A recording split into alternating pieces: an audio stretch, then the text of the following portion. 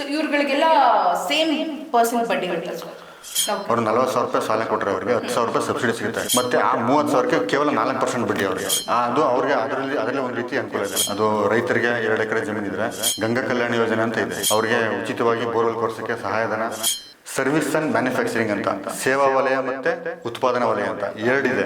ಸೇವಾ ವಲಯದಲ್ಲಿ ಯಾವ್ದು ಬರ್ತದೆ ಅಂದ್ರೆ ಉದಾಹರಣೆಗೆ ಜೆರಾಕ್ಸ್ ಮಿಷಿನ್ ಇಟ್ಕೊಳ್ಳೋದು, ಬ್ಯೂಟಿ ಪಾರ್ಲರು, ಮತ್ತೆ ಹೋಟೆಲ್ಸ್, ಮತ್ತೆ ಬೇಕರಿ, ಇದೆಲ್ಲ ಸೇವಾ ವಲಯ ಬರ್ತದೆ.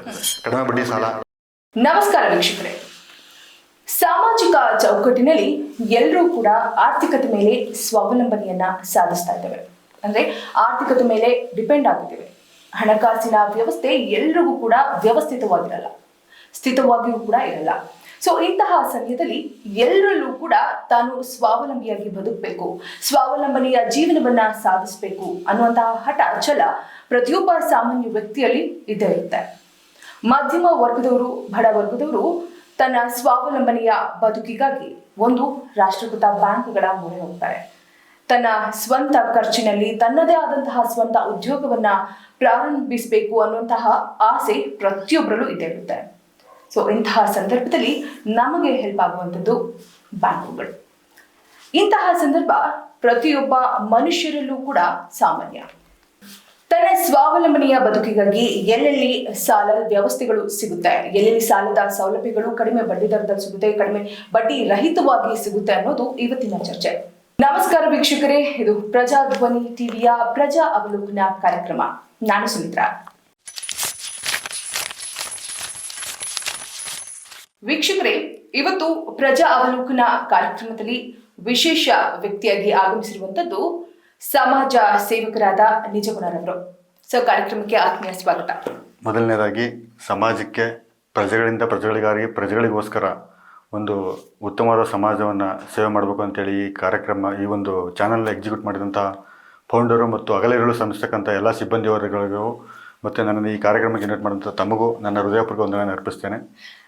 ಮತ್ತು ವೀಕ್ಷಕರಿಗೂ ನನ್ನ ಅನಂತ ಧನ್ಯವಾದಗಳು. Thank you sir. ಸೊ ನಿಮ್ಮ ಬಗ್ಗೆ ನಾನು ಫಸ್ಟ್ ಕೇಳಿದಾಗ ಒಬ್ವಿಯಸ್ಲಿ ಹಲವಾರು ಪತ್ರಿಕೆಗಳಲ್ಲಿ ನಿಮ್ಮ ಒಂದು ಸುದ್ದಿಯನ್ನ ಪ್ರಸಾರ ಮಾಡಿದ್ದನ್ನ ನೋಡಿದ್ದೇವೆ. ಸುಮಾರು 3,000-4,000 ಫಲಾನುಭವಿಗಳಿಗೆ 30 ಕೋಟಿಯಷ್ಟು ಅನುದಾನವನ್ನ ಬ್ಯಾಂಕ್ಗಳಿಂದ ನೀವು ಸಾಲದ ಸೌಲಭ್ಯವನ್ನ ಸಾಮಾನ್ಯ ವರ್ಗದವರಿಗೆ ಮೀಸಲಿಟ್ಟಿದ್ದೀರಾ. ಸೊ ಇದು ನಿಮ್ಮ ಸಾಧನೆಯ ಮೈಲುಗಲ್ಲು ಕೂಡ ಹೌದು. ಸೊ ಮೊದಲನೇದಾಗಿ ನನ್ನ ಪ್ರಶ್ನೆ ಸರ್, ಈ ರಾಷ್ಟ್ರೀಕೃತ ಬ್ಯಾಂಕ್ಗಳು ಮಹಿಳಾ ಸ್ವಸಹಾಯ ಸಂಘಗಳಿಗೆ ಕಡಿಮೆ ಬಡ್ಡಿ ದರದಲ್ಲಿ ಸಾಲವನ್ನು ನೀಡುತ್ತೆ. ಸೊ ಮುಂಚಿತವಾಗಿ ಈ ಮಹಿಳಾ ಸ್ವಸಹಾಯ ಸಂಘ ಅಥವಾ ಸ್ವಸಹಾಯ ಸಂಘಗಳು ಹೇಗೆ ಕಾರ್ಯನಿರ್ವಹಿಸುತ್ತೆ ಸರ್? ಮೇಡಮ್, ಮೊದಲನೇದಾಗಿ ಏನು ಅಂತಂದರೆ 2 ಥರ ಸಾಲ ಸೌಲಭ್ಯ ಸಿಗುತ್ತೆ. ಒಂದು ರಾಷ್ಟ್ರೀಕೃತ ಬ್ಯಾಂಕ್ಗಳಲ್ಲಿ ಕೇಂದ್ರ ಸರ್ಕಾರದಿಂದ ಬರ್ತಕ್ಕಂಥ ನ್ಯಾಷನಲೈಸ್ಡ್ ಬ್ಯಾಂಕು, ಇನ್ನೊಂದು ರಾಜ್ಯ ಸರ್ಕಾರದಿಂದ ಬರ್ತಕ್ಕಂಥ ಕೆಲವು ಬ್ಯಾಂಕ್ಗಳು. ಕೇಂದ್ರ ಸರ್ಕಾರದಲ್ಲಿ ಬ್ಯಾಂಕ್ ಆಫ್ ಇಂಡಿಯಾ ಇರ್ಬೋದು, ಇಂಡಿಯನ್ ಬ್ಯಾಂಕ್ ಇರ್ಬೋದು, ಮತ್ತು ಕಾರ್ಪೊರೇಷನ್ ಬ್ಯಾಂಕ್ ಇರ್ಬೋದು, ಮತ್ತು ಬ್ಯಾಂಕ್ ಆಫ್ ಬರೋಡಾ ಇರ್ಬೋದು. ಇವೇನು ಮಾಡ್ತವೆ ಅಂತಂದರೆ 10 ಅಂದರೆ ಕಡಿಮೆ 7.5 ಟು ಅಪ್ ಟು 11.9 ತನಕ ಇಂಟ್ರೆಸ್ಟ್ ಆಗ್ತವೆ ಸ್ವಸಹಾಯ ಸಂಘಗಳಿಗೆ.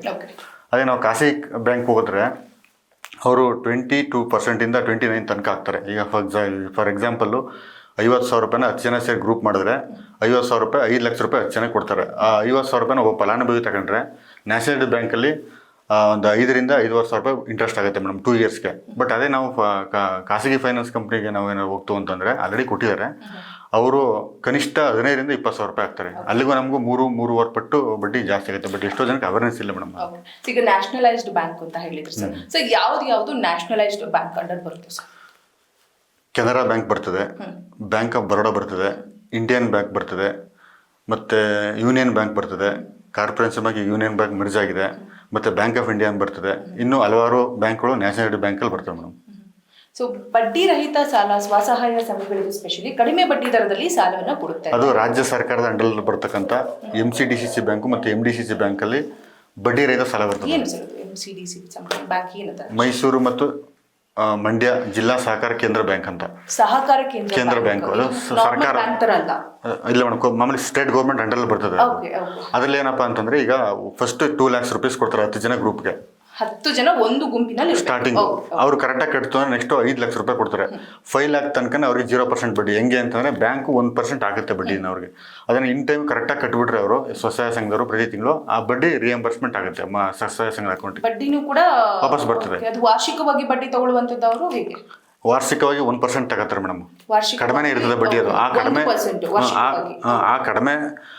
ಕಡಿಮೆ ಪರ್ಸೆಂಟು ಸಹ ಅವ್ರಿಗೆ ರಿಯಂಬರ್ಸ್ಮೆಂಟ್ ಆಗುತ್ತೆ ಸಂಘದ ಅಕೌಂಟ್ಗೆ.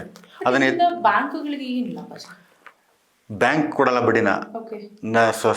MDCC ಬ್ಯಾಂಕು ಸ್ವಸಹಾಯ ಸಂಘಗಳಿಗೆ 10 ಜನ ಸೇರಿ ಗ್ರೂಪ್ ಮಾಡಿದವರಿಗೆ ಸಾಲ ಮಂಜೂರು ಮಾಡುತ್ತೆ, ಬಡ್ಡಿನೂ ತಗೊಳುತ್ತೆ ಅದು ಸ್ವಸಹಾಯ ಸಂಘದ ಪ್ರತಿ ಸದಸ್ಯರ ಹತ್ರ. ಬಟ್ ಆ ದುಡ್ಡು ಕರೆಕ್ಟಾಗಿ ಕಟ್ಟಿದ್ರೆ ಆ ಪಾಸ್ಬುಕ್ಕಲ್ಲಿ ಗೊತ್ತಾಗುತ್ತೆ. ಸಹಕಾರ ಇಲಾಖೆ ಅಂತ ಇದೆ, ರಾಜ್ಯ ಸರ್ಕಾರದ ಸಹಕಾರ ಇಲಾಖೆ ಅಂತ ಇದೆ. ಆ ಸಹಕಾರ ಇಲಾಖೆ ಯಾರು ಕರೆಕ್ಟಾಗಿ ಕಟ್ಟಿರ್ತಾರೆ ಆ ಒಂದು ಸಂಘಗಳಿಗೆ ವಾಪಸ್ಸು ಅದನ್ನ ಬಡ್ಡಿನ ರೀಫಂಡ್ ಮಾಡ್ತಾರೆ. ಇವ್ರೇನ್ ಮಾಡ್ತಾರೆ ಅಂತ ಸಂದರ್ಭದಲ್ಲಿ ವಾಪಸ್ಸು ರೆಡಿ ರೀಫಂಡ್ ಆಗಿರೋಂಥ ಸಂದರ್ಭದಲ್ಲಿ ಒಂದು ಚೆಕ್ ಒಂದು ರೆಗ್ಯುಲೇಷನ್ ಪಾಸ್ ಮಾಡಿ ಆ ಹಣನ ಏನು ಕಟ್ಟಿರ್ತಾರೆ ಅವರು ಅದನ್ನ ವಾಪಸ್ಸು ಸಂಘದ ಬುಕ್ಕಲ್ಲಿ ಬರ್ಕೊಂಡೋಗಿ ಚೆಕ್ ಕೊಟ್ರೆ ಅವ್ರು ವಾಪಸ್ ಹಣ ಡ್ರಾ ಮಾಡ್ಕೊಂಡು ಮೊದಲನೇ ಪ್ರತಿನಿಧಿ 2ನೇ ಪ್ರತಿನಿಧಿ ತಗೊಂಡು ಎಲ್ಲರೂ ಹಂಚ್ತಾರೆ ರಿಟರ್ನ್.